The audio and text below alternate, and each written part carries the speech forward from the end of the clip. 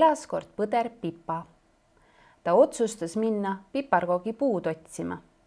Ta otsis ja otsis, aga leidis hoopis oma sõbra Päkapiku Villu. Villu küsis temalt, mis sa teed? Pipa vastas, ma lähen piparkoogipuud otsima.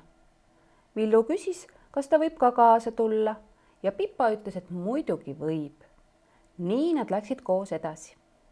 Lõpuks leidsid nad piparkoogipuu. Nad sõid piparkooke ja olid rõõmsad ja nad elasid õnnelikult elu lõpuni.